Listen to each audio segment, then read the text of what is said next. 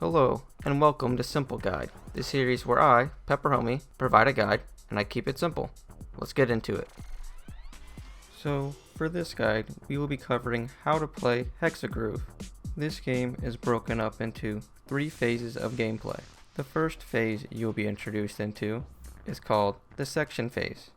In this phase, you need to start and stop loops of music in order to fill the pink euphoria meter in the middle. In order to do this correctly, you need to either stop or start loops of music when you see a green light flash in the top left of the circle. You will know if you are doing this correctly if you see a message pop up in the top right of your screen, and if you're having trouble understanding how to start or stop loops of music, you can do so by navigating your analog stick towards the loop of music, and while holding in the analog stick, you want to press any of your action buttons. And for example, on the Xbox, this is considered the A, B, X, or Y button. Then, let go of your analog stick, and this should activate or deactivate the loop of music. Now, this can be done to any loop of music that you see, but you definitely want to be interacting with the loops of music that turn green or red. If the loop of music is blue, then there's nothing you need to do to that. When you get farther in the game, you will unlock the ability to use loop attributes. The fire and star attribute builds euphoria faster, but tires out the audience very quickly.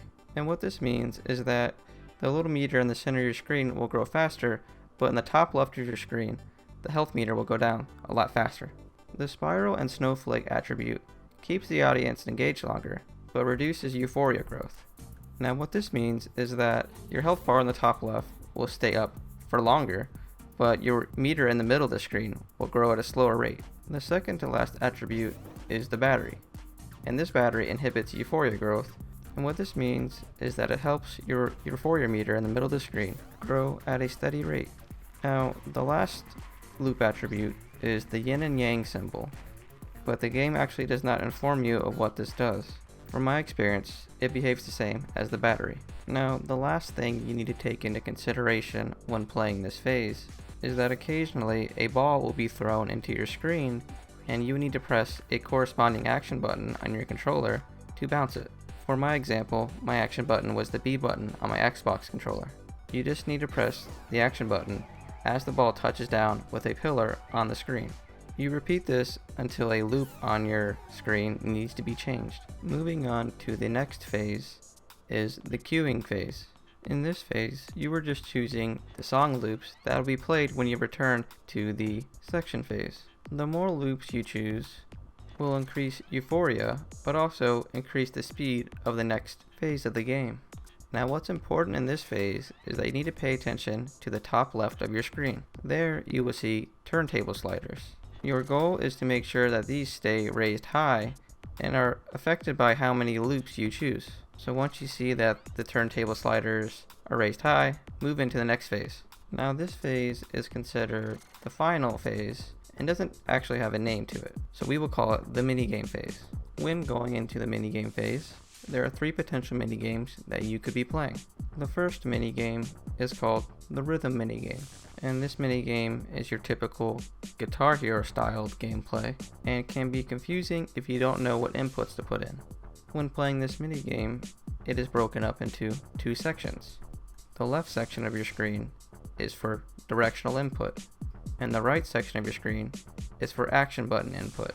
For me, on my Xbox controller, my directional input was always to the left on my directional pad on the bottom of the controller.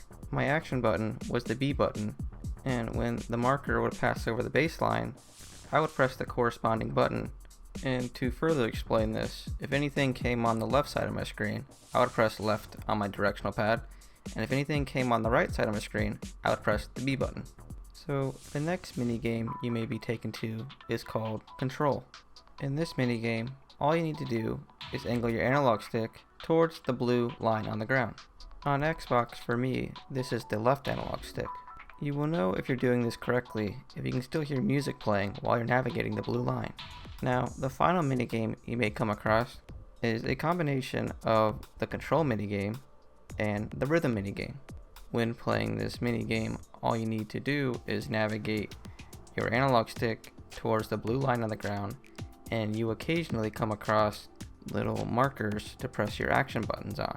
So for example, on my Xbox controller, I would navigate the blue line with my left analog stick and press the B button whenever a marker on the screen crossed my baseline.